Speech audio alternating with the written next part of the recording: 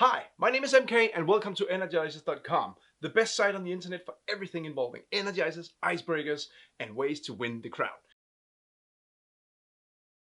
I have a treat for you. This is an energizer. This is an exercise that is so cool that it will blow your mind. Well, not literally blow your mind, fortunately, but it will give you some power and punch when you're talking with your team or your group about change. Because we all know that people, they love change, right? There's nothing greater and more interesting than change. Well, if you're management, probably, yeah, that is why you're in management. It's to implement change. But for the employee, maybe not so much. And this is not because your employees are or your team are not engaged in things. It's not because they're lazy or anything, but we just like things to run on autopilot. That's how we're coded mentally. We just like when things can be done without really thinking. You know it from yourself. If you're driving home or to work, most of the times you don't even remember how you got there. You get into the car, you turn on, you're out autopilot, and the car just magically transports itself to the destination, right? So it's just how we are coded as human beings, and that is why change can be really hard. This exercise is revolves around change when we are talking new processes, for instance, or workflows. A new IT system, fantastic example. A new IT system, isn't that just great? We have this company coming from somewhere, and now they implement new and better and more efficient ways of doing things. The employees don't really think that's so cool, but it is cool. And this way, with this exercise, you can demonstrate very clearly why it is cool. And once you've done that, the rest of the session or the rest of the things that you want to talk about the change, about the process or the workflow or whatever it is that you're changing, will suddenly become much easier because people have just, in 10 minutes, 20 minutes, depending on how you want to set this up, they've just demonstrated why change is annoying and irritating, but also why it's important. And I'm looking forward to presenting this to you. So, curveball. It's a little play on words because what you're going to do is you will have some handouts. You can download the handouts from our website in the download section, and you can simply print out entire sets from a PDF file we have there. It does require a little bit of preparation because you need to print 9 pages for each participant. So if you're 100 people, you will need 900 prints or 100 sets. And once you've handed these out, it's up to you depending on how much time you have, how much time you will give people per sheet of paper that they're filling out.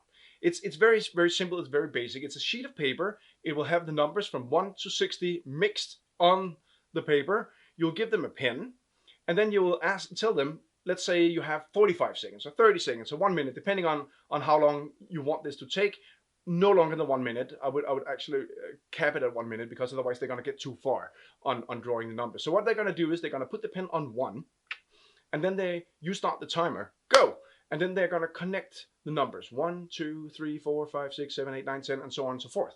And once the time is up, pens down, and then you have 100 people that will have reached some sort of number between 1 and 60.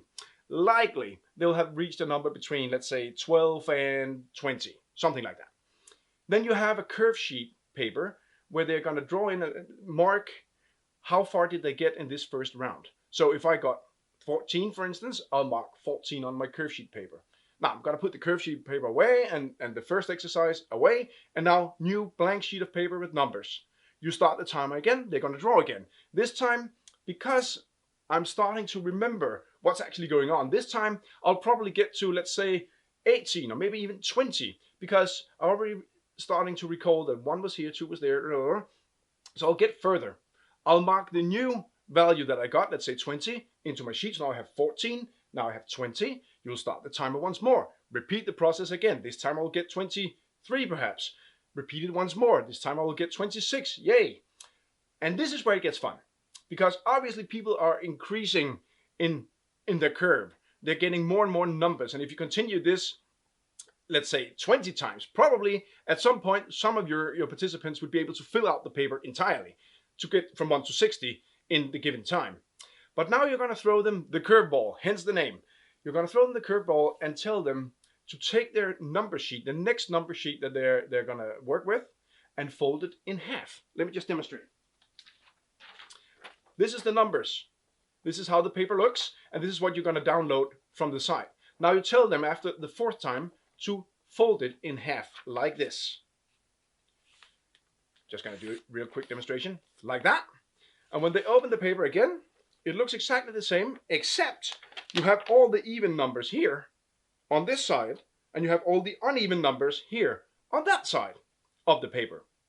This piece of information should make it a lot easier to find the numbers, because now you know every time I'm looking for an even number, I'm only going to study this side of the page. Every time I'm looking for an uneven number, it's going to be on this side of the page. So this should skyrocket the next number on the curve, right? So if I could reach 24, next time I should get 36 or something, because basically I just half the time here by telling them you only have to look at half the paper.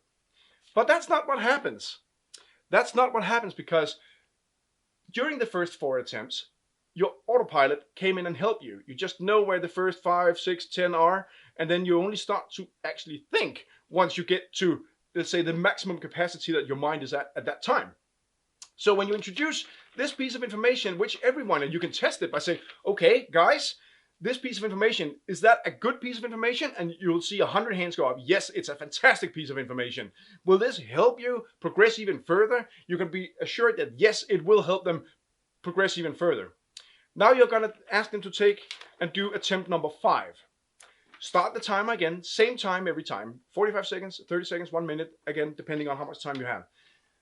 And what you will notice now is that once you said time's up, they put the pens down, probably 95% of them will not get to the same level that they did before. So if I went to 24 before, I'll probably only get to 20. So on my curve, which has been climbing, 14, 20, 24, and suddenly, whoop, it dips. I get a new piece of information that's supposed to do this and make this easier for me. And yet, because my mental autopilot cannot be the guide anymore, I have to actually think, and once I start thinking, the curve dips. So what you'll have is you'll have 95% of the room finding that this new piece of information, which they just agreed is supposed to help them, and obviously is a piece of information that should make everything go faster. Suddenly the curve dips. This is interesting because this is exactly what you want to talk about when you introduce, for instance, let's say a new IT system, because all the processes, all the workflows change. And obviously once things they change, you'll have a lot of employees who have tasks, jobs, assignments that would only take them 1 minute, 2 minutes, 3 minutes, and suddenly it takes them 6, 8, 10 minutes to do the same thing. Before it was so easy. Now it's terribly hard because I don't know how to do it. And that's exactly what this demonstrates. So even though we can all agree it will be easier, the curve will dip. Now you continue with paper sheet number 5, 6, 7, and so on.